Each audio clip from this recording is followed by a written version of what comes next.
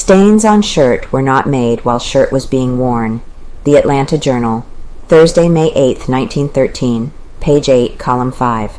A number of new witnesses had been summoned for the inquest, and the indications were said to be that the session, promised as final in the coroner's investigation, might last all day. It became known, before the inquest convened, that several witnesses whom the detectives have discovered would not be introduced there at all. The evidence that they can furnish, whatever it may be, will not become public until some later time, it was said.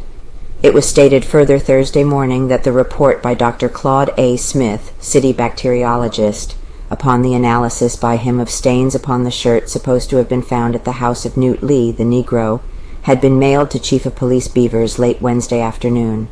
The report set forth, it was said, that the stains are not old, and that probably they are stains of human blood. It was learned further regarding the bacteriologist's report that it stated that the shirt had not been worn since it was washed, in other words, that the blood had been thrown on the shirt or had been mopped up by it. Regarding the chips taken from the continued on page 9, column 1, row 1 floor of the factory, the report concluded that they, too, showed human blood.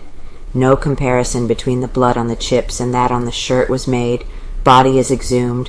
The body of Mary Phagan was removed Wednesday from the grave at Marietta for a second time Wednesday evening, and Dr. H. F. Harris of the State Board of Health made another examination, the nature of which is being kept secret.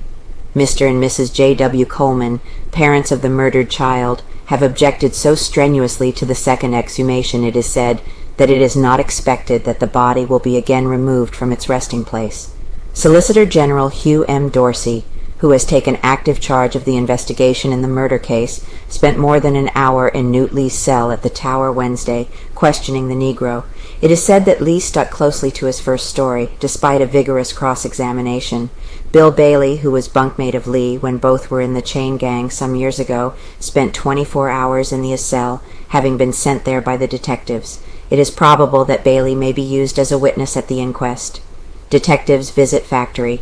Shortly after 1 o'clock, City Detective John Black and Harry Scott, of the Pinkerton Agency, who are working on the Phagan murder mystery, were driven to the building of the National Pencil Company's plant in the automobile of ex-county policeman Boots Rogers. The officers entered the place and remained about half an hour. When they returned to the street, both detectives were non-committal. They acknowledged, however, that they had visited the factory in an effort to make themselves clear on some points.